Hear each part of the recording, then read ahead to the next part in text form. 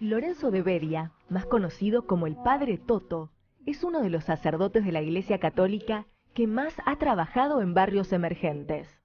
Fue sacerdote en la parroquia Santa Elisa del barrio de Constitución y en 2011 sucedió al Padre Pepe en la parroquia de la Virgen de los Milagros de Caacupé de la villa Barracas 2124.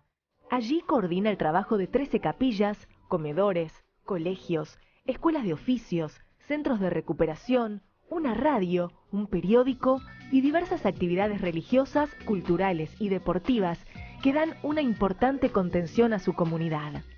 Asimismo, el trabajo del Padre Toto intenta romper las barreras de la villa con la ciudad, para mostrar la riqueza cultural y los valores que rara vez se mencionan al hablar de ella. Señoras y señores, con nosotros, el Padre Toto. Bienvenido. Gracias, muchas gracias. Bueno, cuando llegaste, viste muchos rostros conocidos, muchas caras Sí, la verdad que mucha gente conocida de la Villa 21. Tal cual. Yo Amigos de lo que Barracas. quiero contarte es que, bueno, seguramente hoy vinieron muy motivados porque estás vos, que desde la parroquia de Caacupé los ves a menudo, estás cerca de ellos. Pero debo aclarar que muchos vienen, han venido a muchísimos programas y que han sido partícipes de muchísimos programas de Puerto Cultura. Algunos, bueno, del Taller de Periodismo de Mundo Villa, de Vientos Limpios del Sur, de la Juventud de Patria Grande, del 6 de agosto, y también, bueno, del Taller Escuela Agencia, que también es una institución que nos acompaña muy, muy a menudo. Y decirles, ya que estamos, a aquellos que estudien periodismo o cualquier carrera que sientan que tenga que ver con nuestro programa y con los invitados, que bueno, que se contacten con nosotros, así nos acompañan junto con la audiencia. Bueno, bienvenido.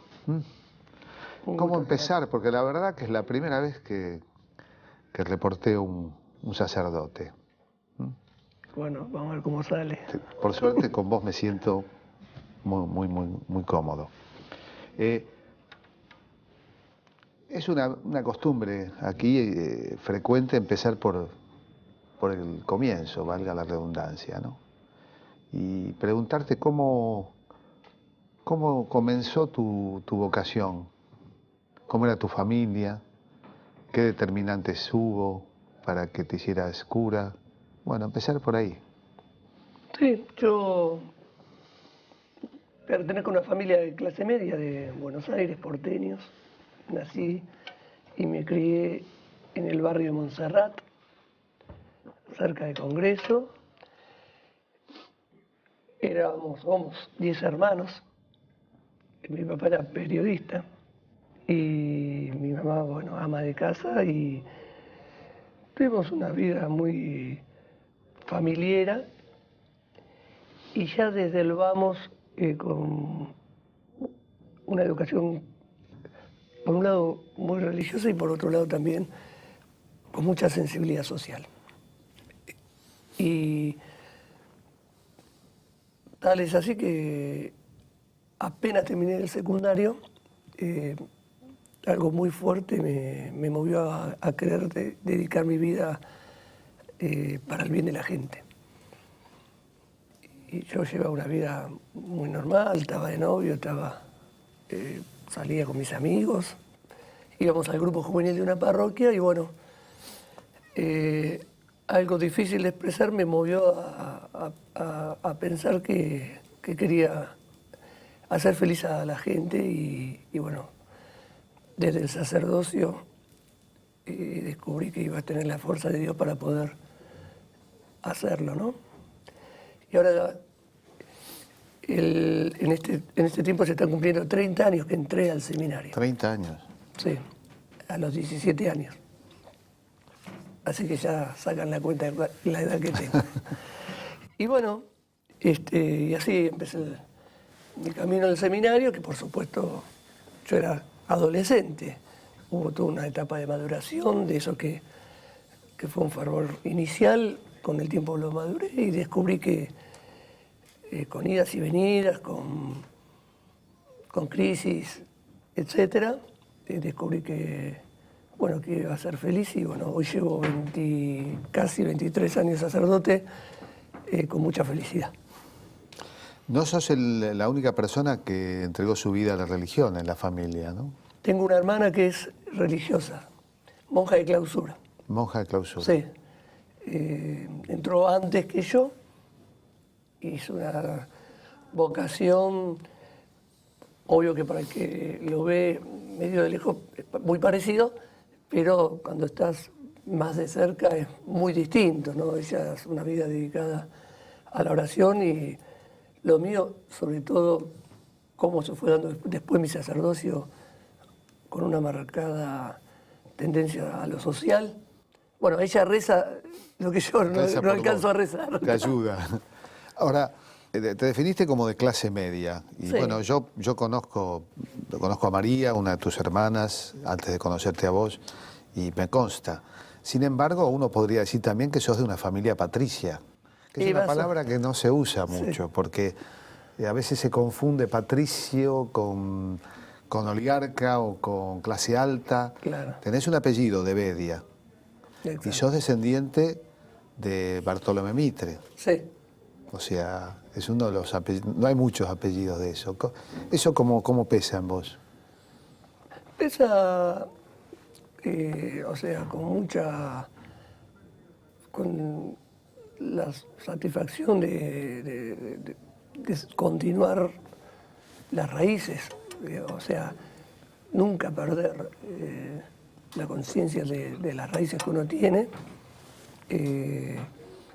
La verdad que agradezco mucho a Dios haber tenido descendientes que han tenido un sentimiento patriótico muy fuerte y desde eso parto y después la misma vida me fue llevando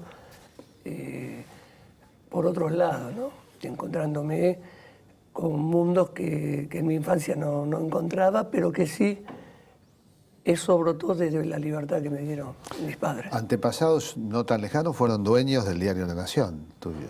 Además de Mitre, que fue el fundador. Sí, más que dueños, participaron. Editores. Tu papá fue, bueno, papá fue jefe de editoriales, un jefe editorial del diario La Nación yo lo muchos años también. Y fue jefe de espectáculos también. De espectáculos. Y uno de tus hermanos es periodista. Mi hermano es periodista ahí, sí. Y no sigamos hablando de tus hermanos porque se nos va a ir el programa. Se nos va el programa. Con 10 hermanos, vamos a hablar de vos. Decías que, bueno, que te orientaste a servir a la gente. Se te suele denominar a vos, como al padre Pepe y a muchos otros, como cura villero. Sí. ¿Cómo vivís eso? ¿Está bien esa definición? Porque, por ejemplo, la locutora dijo barrios emergentes. Uno se pregunta, ¿es una buena definición? ¿Cómo? Porque las palabras tienen claro, significados, ¿no? Las villas... y a veces el significado no se lleva muy bien con la realidad. El concepto de emergente, el concepto de villa, ¿los consideras válidos? ¿Cuál preferís? Sí, yo creo que ya antes se lo llamaba Villa Miseria, ¿te acordás? Sí, tal cual. Y al mismo tiempo que también Villa de Emergencia se le fue dando un nombre más técnico, porque se suponía que era una emergencia por un tiempo. Hoy día son barrios que ya están constituidos como tales. Yo creo que a mí me gusta llamarla villa, ya no villa de emergencia, ya no, sino villa haciendo alusión a lo que la realidad social de estos barrios tienen, o si no, barrios obreros, que es lindo decirle. Y lo de cura villero, sí, no me molesta, al contrario, es lindo porque yo veo en la villa mucha familia, mucha familiaridad entre todos los vecinos y mucho abrigo entre todos, cosa que en muy pocos barrios se encuentra. Hoy día es muy difícil encontrar un barrio donde hay tantas interconexiones sociales y comunitarias como en la villa. Y así que para mí es un privilegio y un honor poder unir el ser cura con ser villero, por decir habitante de la villa. ¿Vos vivís en la Villa 21? Claro, vivimos los curas adentro de la Villa 21, la parroquia está ahí adentro, hace 38 años. uno de los curas pioneros, compañero de Mujica, que era en el caso de Barraca Daniel de la Sierra, fundó la parroquia Cacupé construyéndola por los vecinos. Y bueno, esa señal, ¿no? Antes eran curas que iban a ayudar a las villas. Después, bueno, curas ya viviendo en las villas. Y el hecho de estar viviendo ahí te da una llegada con la gente muy especial. Sí, vos sabés, bueno, no voy a hablar mucho de lo que hacemos, la Casa de la Cultura. A mí honrosamente me han querido llamar secretario villero. Claro. Y yo digo que no lo merezco, porque no vivo. Y creo que digo, no lo merezco porque para mí es muy honroso. Y considero muy honroso la denominación de cura villero. En general, un sacerdote de una parroquia de otro barrio, de clase media, clase alta, trabaja con la Grey, con la comunidad, pero no es lo mismo, obviamente, trabajar en una villa, ¿no? Es decir, no se trata solamente de dar misa, de confesar, es un poco más la entrega y la disposición. Sí. No, en las villas hay una vinculación con un montón de frentes, con los vecinos y la vida, ¿no? La gente humilde une mucho la fe con la vida, ¿no? Más que en otros sectores sociales, que está más separado. Una cosa es la religión, otra cosa es la vida. En la villa se vive mucho eso, entonces nosotros estamos integrados a la vida de la gente. Entonces, y en la villa también, como se vive tan intensamente, se pasa de la fiesta al duelo con una vertiginosidad terrible y los curas integramos esa realidad, entonces vamos de ver a un chiquito grave a un hospital, a una fiesta y después a un velorio y después a charlar con un adolescente que necesita orientación y después ir a visitar a alguien que está en la cárcel. O sea, es muy variada la vida del cura en la villa y todo brota desde un compromiso. O sea, no es que uno está totalmente fragmentado, hay una unidad que es bueno, desde la fe compartir la vida de la gente y bueno, se ven un montón de frutos lindos de eso.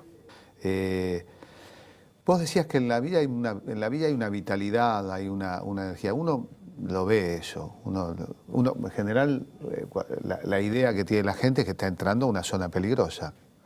Claro, porque se la mira desde lejos. O sea, muchos de estos valores uno los puede percibir estando y compartiendo la vida.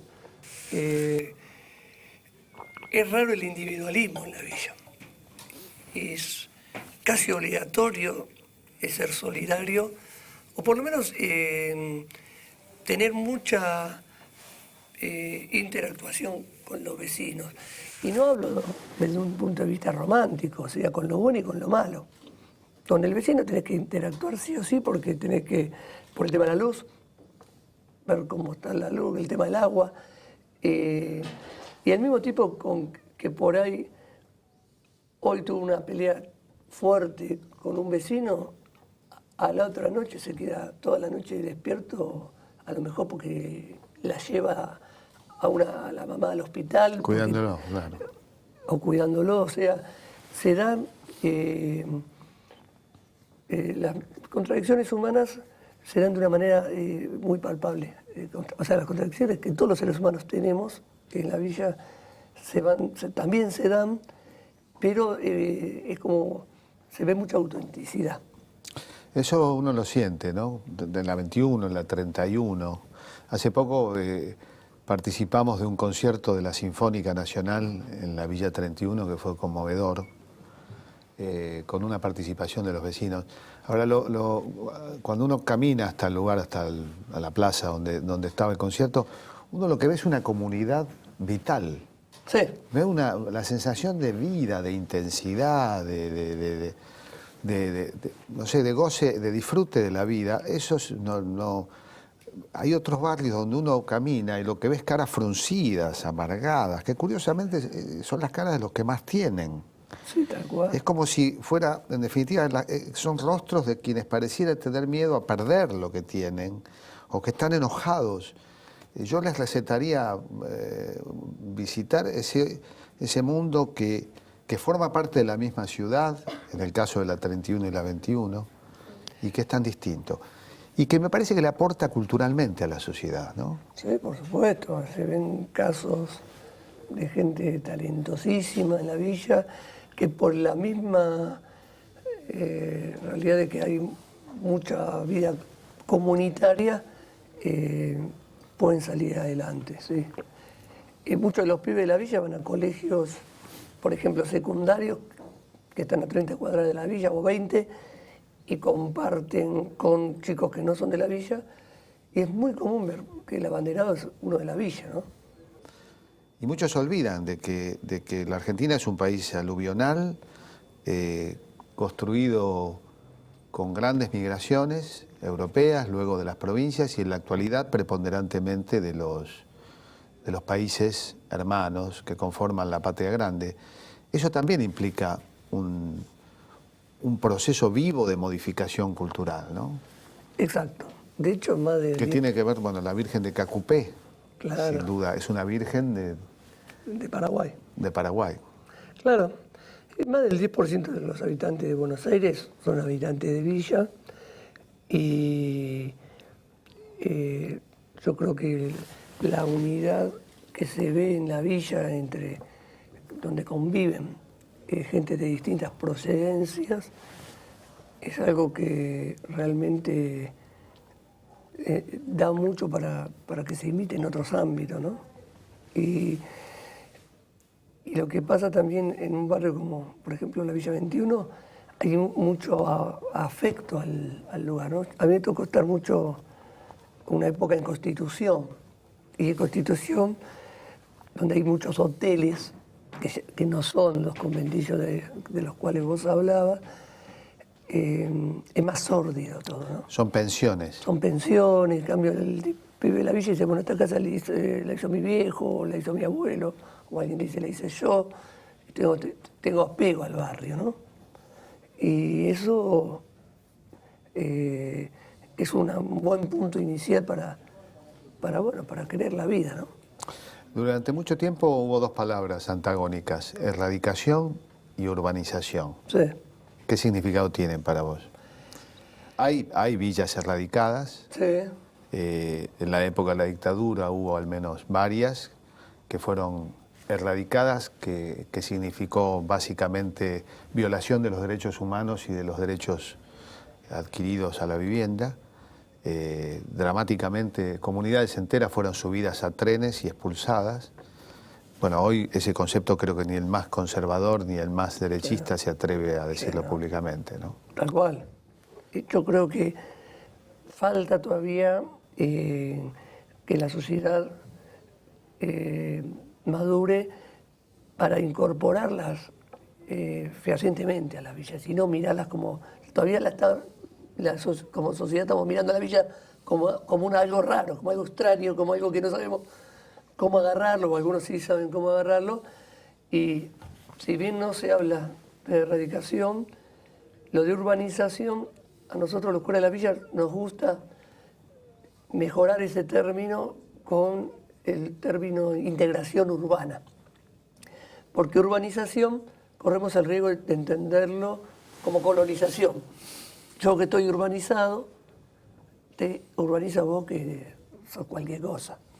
En cambio, la villa muestra un montón de realidades buenas que tiene mucho para decirle al todo de la ciudad. Yo obviamente convivo ya actualmente con la vida cotidiana en la 21, vamos mucho a la 31. La gente cree que uno cuando trabaja en función de la villa está haciendo algo por la gente de allí, y en realidad no se da cuenta que uno está haciendo algo por el conjunto de la sociedad. Exacto. Y lo que pasa es que seguimos con resabio de que yo que sé te enseño a vos que no sabés, yo que tengo te doy a vos que no colonizar como... Claro, tipo colonizar, y es compartirla. Ahora, con espíritu crítico histórico. Un ejemplo que doy, que por ahí no le gustaría a nuestro Papa, a nuestro querido Papa, yo siempre digo, no vengamos aquí con un concepto jesuítico, ¿no? Porque sin duda, bueno, los jesuitas trajeron cosas muy buenas, pero llegaron sin duda con el prejuicio europeizante de que había que modificar la vida de los pueblos originarios y transformarlos en otra cosa. Fue una experiencia que fue aniquilada por una reacción todavía superior y peor, por el peligro que significaba darle a esos pueblos una conciencia europea, pero conciencia al fin. ¿No hay riesgo de eso también desde el punto de vista religioso? ¿Cómo funciona la religión y la fe en esas comunidades, donde además convivís con otra fe y con otras creencias, algunas, diría yo, mestizas, ¿no? Como por ejemplo el Gauchito Gil? Sí, nosotros tenemos una ventaja enorme, que es que el pueblo viene con una religiosidad terrible. A nosotros nos tocó en verano hacer una misión, decidimos como comunidad ir con 120 vecinos de la Villa 21 a la Villa Chacarita, que es la villa más grande de Asunción, que queda, claro, que tiene 15.000 habitantes, que está a 5 cuadras de la catedral y de la Casa de Gobierno, bien en el centro, y una villa muy abandonada. En zonas anegadizas, es como un pantano, ¿no? Exacto, como un pantano ahí en el bajo del río Paraguay. Y muy abandonada el Estado, una zona, incluso, vamos a decir la verdad, de la iglesia, o sea, sin mucha atención. Hicimos 700 bautismos en ese andar, pero andando nosotros y metiéndonos en los pasillos y visitando las casas, encontramos una respuesta enorme porque hay una fe muy ancestral en la gente. Y lo vemos a diario en la villa, bueno, yo desde la 21, pero hablamos mucho de Paraguay porque son la mayoría de los nuestros, pero los bolivianos, los peruanos, estos pueblos latinoamericanos tienen una religiosidad que está en la constitución de las personas. Una religiosidad muy natural que otras culturas más que estuvieron más metidas con la ilustración, por ahí la perdieron. Pocas veces se reflexiona ante la relación profunda entre religión y cultura, y me gustaría hablar de eso en el ¿Cómo no? próximo bloque.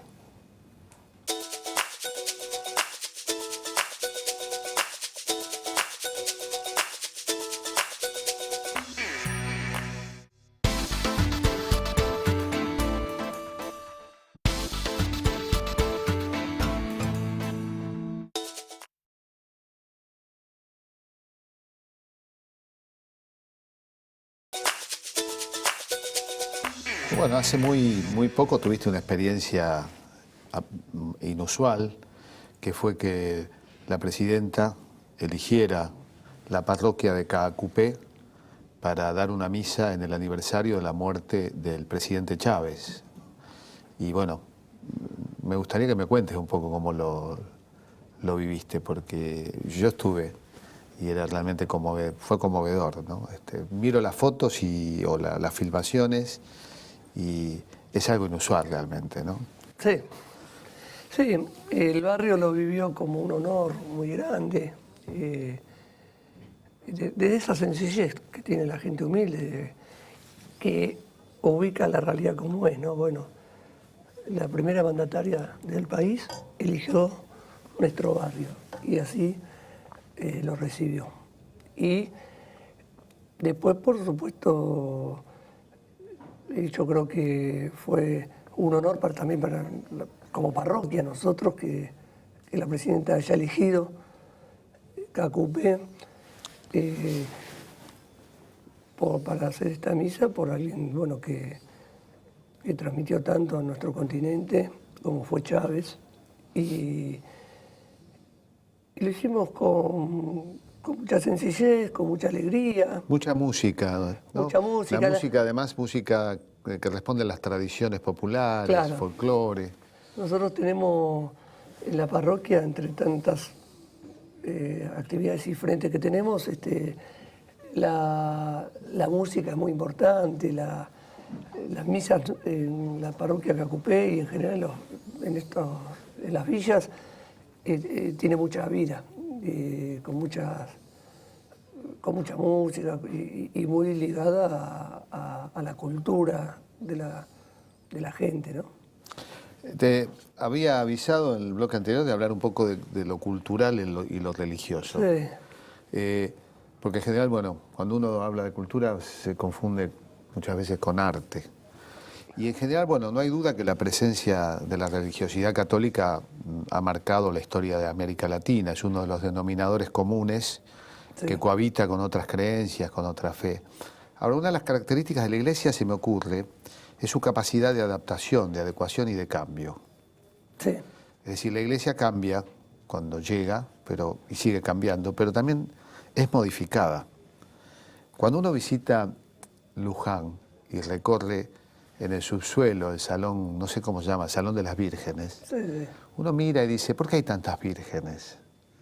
Es decir, uno dice, bueno, si hay una sola Madre de Cristo, ¿por qué hay una diferencia? Que es una vieja tradición católica donde, por ejemplo, en Sevilla hasta hay competencia entre las vírgenes, Se matan. las famosas saetas, ¿no? Las saetas son piropos que el pueblo andaluz le dice al paso de su virgen. La virgen, bueno, allí es la Virgen del Rocío, en otros lugares, bueno, en Zaragoza, la Virgen del Pilar. ¿A qué se debe eso? ¿Cuál es? Bueno, que exista una de Cacupé, que exista, bueno, nuestra Virgen de Luján, que está muy ligada a una leyenda. ¿Cuál es la razón? Se me ocurre que hay, no quiero responderlo yo, pero que hay ahí un intercambio con la realidad, con el medio. Claro, yo creo que la Virgen se pone la camiseta de cada pueblo, ¿no? Y se pone la ropa de cada pueblo, y ahí el pueblo pone su cultura a la hora de vestir la imagen de la Virgen o de algún santo, que tiene mucho que ver con algo de lo que decíamos antes, de que la gente humilde une mucho la fe a la vida, y entonces la quiere palpar, ¿no? Por eso desde el pueblo católico esto de que se tocan imágenes y todo, no lo sentimos como que se adora a la imagen, sino es esa sensibilidad de la gente de que, bueno, tocando una imagen se siente cerca de Dios, ¿no? Como un chiquito que tocando a la mamá siente su afecto, ¿no? O como, qué sé yo, los novios que la cercanía física expresa mucho. Y entonces, desde ese punto de vista, bueno, en las imágenes vistiendo a la Virgen con el atuendo de su cultura, y después lo mismo podemos decir con la música, también, hasta con bailes, ¿no? Los bolivianos hacen esas procesiones que a veces las vemos por el barrio, que bailan. Increíbles, el colorido, la belleza. Un colorido bárbaro, y entonces sí, la religiosidad se une mucho a la cultura, y es como un círculo virtuoso, ¿no? De que la cultura enriquece la religión y la religión enriquece la cultura. Y todo eso enriquece la vida de la gente. ¿Por qué dentro de la Iglesia los curas más recordados y conocidos son precisamente los curas villeros? Ahora, capaz. En general, Sí. o sea, por supuesto uno no puede dejar de pensar en otros curas muy conocidos, empezando por el Papa. Pero el Papa ha estado mucho en la Villa 21 y en las villas, ha tenido un contacto directo con... Sí. Yo creo que en las villas, bueno, el trabajo de los curas de las villas ha tenido mucha visibilización. Por supuesto que hay un montón de curas en muchos barrios que hacen un trabajo enorme también, y algunos por ahí no son muy conocidos o no trascienden mucho. Es verdad que sí, que Bergoglio se arrimó mucho al mundo de las villas. Eso hizo mucho bien, porque históricamente los curas de las villas con la jerarquía no había mucho feeling. Y Bergoglio, por un lado, y los curas también con el paso del tiempo, ya alejados de los duros momentos del país, de los 70 y eso, se fue dando un encuentro que bueno, hoy tiene mucha trascendencia. ¿Y cómo se vive desde el lugar de la Iglesia la existencia de un Papa argentino? Porque a mí, yo lo he contado a mis amigos, y creo que acá alguna vez, hace poco yo soy de Flores, y nací a una cuadra de donde nació Bergoglio, el Papa Francisco, y mi mamá tenía 2 estampitas de él. Y de pronto las miré y tuve una sensación de tremenda extrañeza, porque una cosa es ver la imagen de un papa y otra cosa es ver la imagen de un papa que es vecino, que es Claro. esa cercanía. Bueno, por supuesto la cercanía de los curas de la villa, de los curas como vos, de los curas argentinos, de la iglesia argentina, bueno, es mucho más intensa de la que yo estoy describiendo, que es de mera vecindad. Yo incluso el barrio nunca lo vi, ni lo conocí en el barrio, porque él es mayor, es de una generación. Pero hay gente del barrio que sí, Claro. mayor que yo, que lo conocía. ¿Cómo se vive esto? Sí, yo creo que ¿Qué además significa? ¿Tiene para nosotros, es una mera sensación, un valor simbólico o es algo más? No, yo creo que es un valor más que simbólico, porque bueno, lo mismo que contado vos, aplicado a lo nuestro, es que Bergoglio venía todos los años varias veces, recorría los pasillos, conocido por la gente el día que fue elegido. Mucha gente traía las fotos que tenía en su casa con Bergoglio. De todas maneras, a eso yo le agregaría lo más profundo, es que para mí Bergoglio o Francisco no es él solo, o no es él. Él expresa, encarna esa iglesia que muchos veníamos queriendo desde hace tanto tiempo, más abierta, más cerca de la gente, más austera, más sencilla, que no pone tantos requisitos, que acompaña y no controla la vida de la gente. Y Bergoglio encarna eso, tuvo la genialidad esa de expresarlo. Otros por ahí lo quisimos o lo quisieron expresar y fue muy torpe.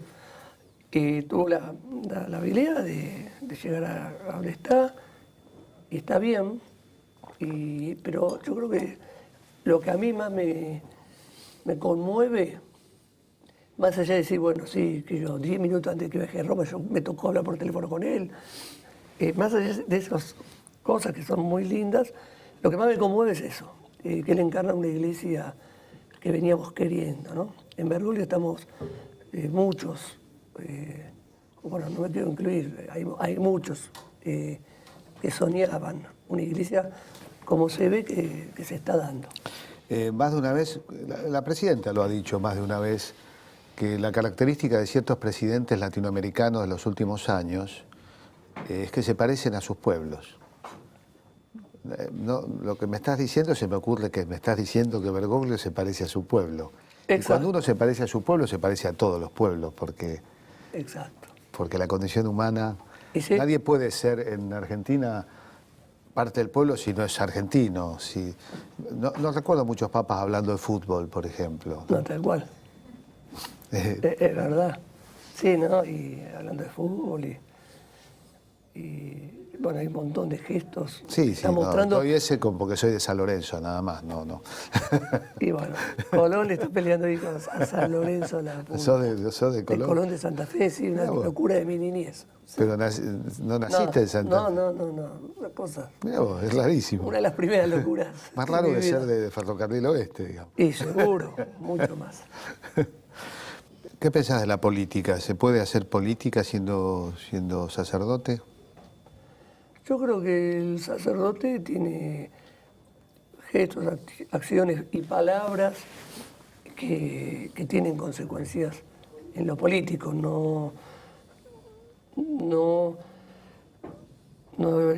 me parece, al menos en lo que yo puedo vivir, hacer política partidista no es bueno porque ya se parte, ¿no? A quién llega el mensaje. Pero sí, digamos, uno es consciente que todo lo que hace, obvio que va a tener consecuencias políticas, porque todo lo que un ser humano hace tiene repercusiones políticas. Sería La misa Chávez, por ejemplo, ahí dijiste la palabra socialismo, faltó que alguien... algunos les agarró un dolor. Dijiste socialismo cristiano. Claro, además dije que Chávez, por su sensibilidad y preocupación por lo social, eso mismo lo llevó a un socialismo humano y cristiano que, bueno, justamente cuando el socialismo tuvo expresiones ateas y materialistas, que sea humano y cristiano es bueno. Bueno, en el próximo bloque seguimos hablando y van a hacer preguntas nuestros invitados de hoy y de muchos otros programas.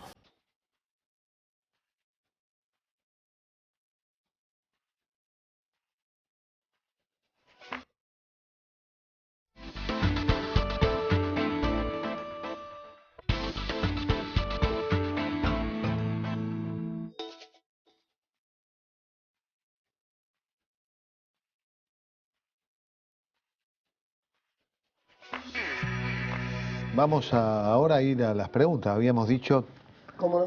que están de TEA, de talleres del taller de Mundo Villa, Vientos Limpios del Sur, Juventud de Patria Grande y 6 de agosto. Detrás de cada nombre hay una historia, ¿no? Algún día tendríamos que contar un poco la historia de esto, por ejemplo, de Vientos Limpios del Sur. Sí, me acuerdo. Vos conocés un poco, ¿no? Sí, cuando empezó con Gustavo, ¿cómo se llama? Paraguas. Sí, que, bueno, orientada al trabajo social y de recuperación de chicos con... Sí, me acuerdo cuando empezó, yo estaba con Pepe en esa época. Hay muchas cosas, claro, hemos reivindicado a esas sociedades, pero también hay muchas cuentas pendientes. Cuando uno mira la estadística, los niveles de violencia son muy altos. Sí. Y eso expresa más que una culpa de la comunidad, una suerte de ausencia del Estado, ¿no? Exactamente. Yo creo que sí. ¿Qué cosas faltan? Y falta que el Estado siga afirmando su presencia, ¿no? Al principio parecía que, bueno, que venga el Estado, parecía como que venga la policía nomás. De hecho, hoy sigue pasando. Antes de que entre una ambulancia, entra la policía. Hay ambulancias que no quieren entrar por esa falta. Sí, de hecho pasa. Pero justamente, ¿no? Falta educación. Estamos, esta época del año estoy recibiendo todo el tiempo madres cuyos hijos no tienen vacante en la escuela. Y vos tenés que ver la cara de un chiquito de 4 años que escucha a los adultos diciendo no hay vacante para tu hijo. En una comunidad donde además la salida a la escuela privada es prácticamente imposible, ¿no? Exactamente, y las pocas escuelas privadas que son, no digo accesibles, pero por ahí le hacen un lugar a alguien, tampoco tienen vacantes. Y entonces, bueno, falta fortalecer la salud, la educación y, por supuesto, seguir todo adelante en todo lo que sea. Sanidad, cloacas, pavimento. Sí, hay mucho por andar. Y la integración urbana, como vos decís. Hay que aclarar cuando hablamos de Estado que vivimos en sociedades donde no hay un solo Estado y donde hay responsabilidades repartidas. Exacto. Está el Estado Nacional, que tiene sus compromisos, su presencia, también sus deudas. Yo lo digo, soy un funcionario hoy de ese Estado. Y está el Estado de la ciudad. ¿Cómo ves la actitud de la ciudad, que sería que más responsabilidades tiene en los servicios, en la educación? Sin duda las ciudades son las que más responsabilidades tienen en los servicios básicos. Sí, yo creo que en la línea de lo que decía medio al principio del programa, de una ausencia total del Estado, empezó a haber mayor presencia, pero yo creo que falta todavía que la presencia sea más firme y más desde la realidad de la villa y no queriendo traer cosas de otro lado, ¿no? A veces no solo funcionarios o empleados del Estado, sino gente que viene a la villa, viene como si fuera, voy a la vecindad del Chavo. Y entonces te pensás que lo de la villa son Mionio, Rondamón y la Chilindrina. Sí, como quien va a ver, bueno, sí, un fenómeno. Y yo voy y hago esto porque estos son... Tranquiliza las conciencias, sí. Claro. Entonces no se hace cosas con envergadura. Me parece que hay más intención que antes de eso, pero falta mucho. Bien, vamos a las preguntas. Primera pregunta. La padre, ¿cómo le va? Yo te quería preguntar, ¿cuál de los 10 mandamientos pensás que es el menos respetado actualmente? Qué preguntita, ¿eh? Se fue a la teología alta. Qué buena pregunta, ¿no? En la sociedad en general o en la villa, yo creo que si decimos que el primer mandamiento es amar a Dios y al prójimo, que en realidad ahí se engloba todo, ¿no? Podríamos decir ese porque el olvido de Dios lleva a olvidar al hermano. Yo creo que el amor a la vida, ¿no? Y el respeto a la vida, ¿no? Y además, bueno, de cada mandamiento se puede sacar más conclusiones. No matar, matar es el quinto mandamiento, no matar, no es solamente destruir la vida de una persona, que de hecho se da. Estamos hablando en la sociedad en general y en la villa en particular. Pero hay muchas maneras de matar. Dejar a un chico sin escuela tiene que ver con el mandamiento de no matar, porque le está matando el futuro y el presente, a él y a su familia. Entonces, me nace decir, porque el primero es muy general y me sale decir el quinto. Te repito, en la sociedad en general y en la villa en particular. Bueno, gracias. Bien, otra pregunta. Yo quería preguntarle si, así como muchas veces hay prejuicios con la gente que vive en la villa, ¿usted siente, más allá de la honra que dijo que siente por ese título de cura villero, si siente que desde afuera de la villa hay prejuicios también para con los curas que trabajan allí? Yo no lo he sentido tanto, salvo algún recalcitrante, pero no lo he sentido mucho, al contrario, en lo que es la iglesia me siento muy respetuado, yo creo que hemos madurado como sociedad. Antes, en la década del 70, las divisiones de la sociedad de izquierda y de derecha también se reflejaban en la iglesia. Entonces, había como hasta, no te voy a decir enemistad, pero el cardenal Amuro y los curas de la villa no eran muy amigos.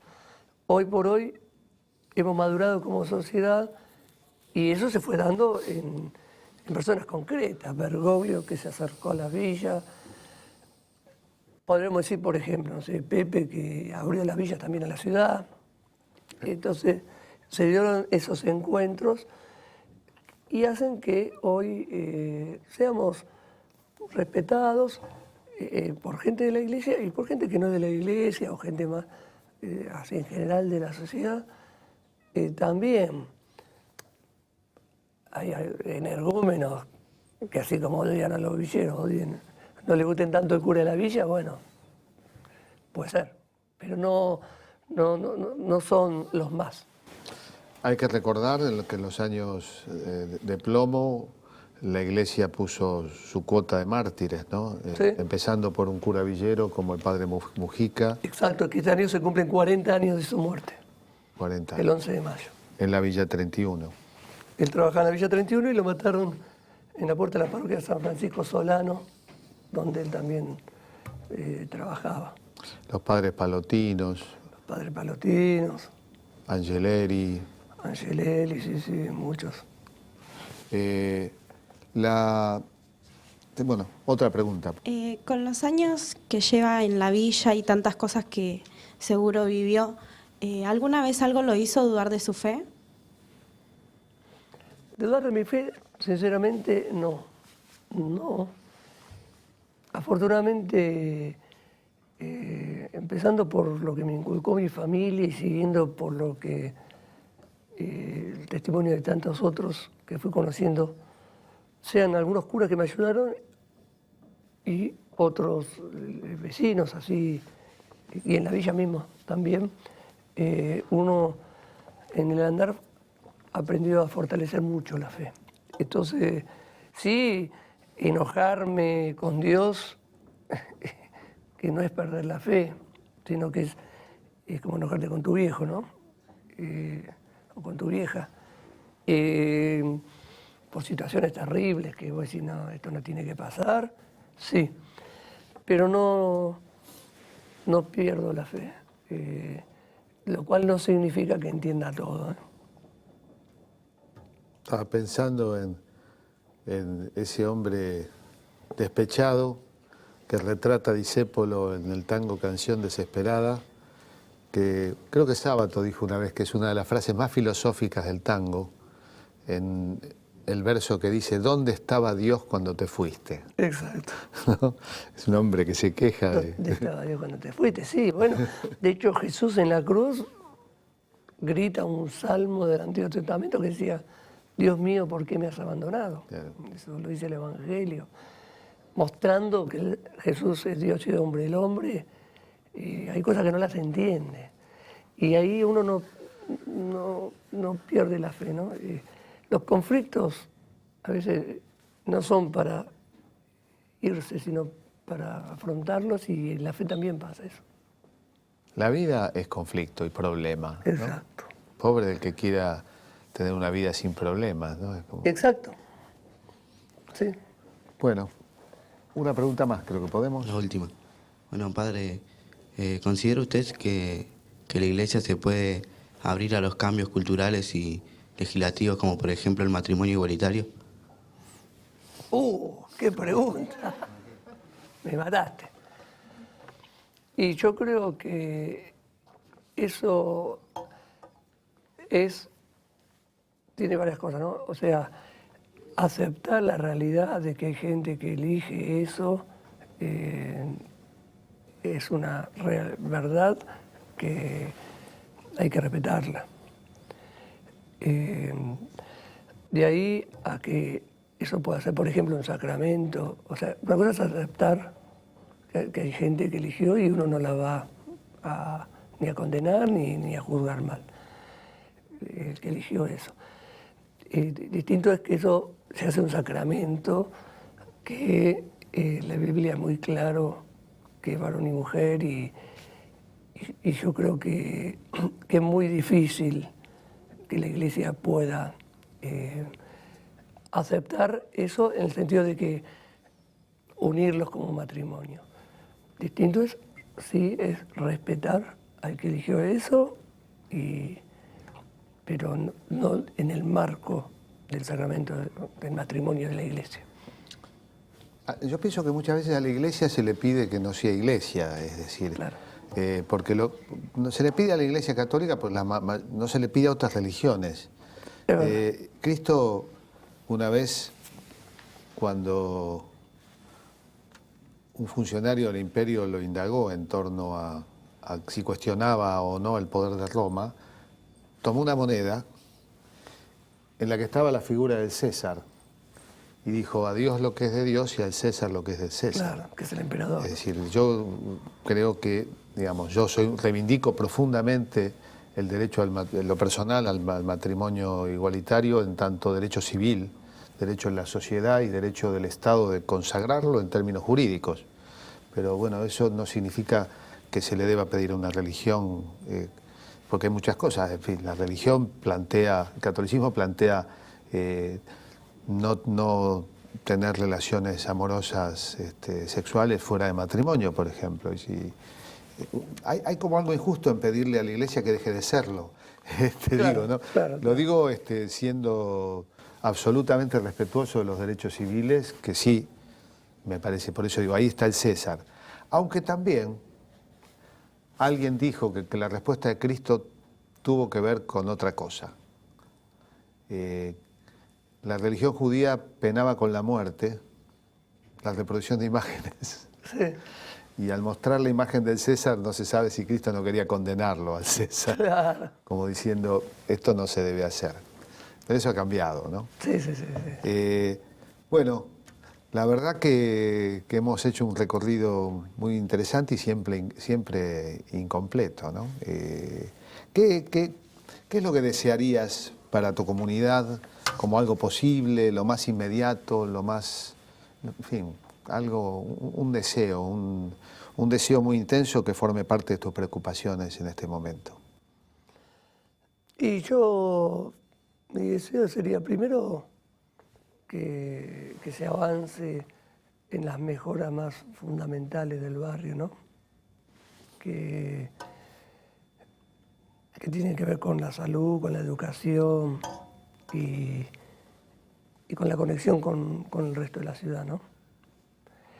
Y en ese mismo marco que haya un mayor compromiso de toda la sociedad, incluyendo la de adentro de la villa, por los jóvenes, ¿no? Para que no sean atrapados por la droga o por las cosas que les hacen mal. Bueno, yo lo que quiero aprovechar es para, viste, nunca hacemos un saludo, vamos a saludar al padre Pepe, ¿no? Sí, Pepe, gran amigo. Que, bueno, yo la primera vez que visité la casa de Cacupé fue a una invitación a cenar con el padre Pepe, después me invitaste vos. Vamos a saludar a otro comensal de aquellas noches, al padre Charlie y al padre Juan, y agradecerles la entrega. Allí estamos con la Casa de la Cultura. En la Casa de la Cultura, ¿sentís que hay algún cambio en la comunidad que ha generado algo? Porque Sí. vos augurás, en un video augurás que la casa va a producir. Yo voy viendo que realmente basta con no solo entrar ahí y ver la vida que permanentemente tiene, lleno de chicos, por ejemplo, sino andando por el barrio o gente que se acerca a la parroquia, enterarse que bueno, que están participando en algo de la Casa de la Cultura, que va habiendo una influencia que yo creo que es fundamental, porque la cultura es la base, ¿no? De todo. De hecho, los documentos latinoamericanos y la Iglesia, que tienen que ver con esto de la Iglesia que veníamos queriendo desde hace tiempo, hablan de evangelizar la cultura. Y la cultura es el modo de vivir de un pueblo, entonces se va notando, va habiendo influencia en la villa por la presencia de la Casa de la Cultura.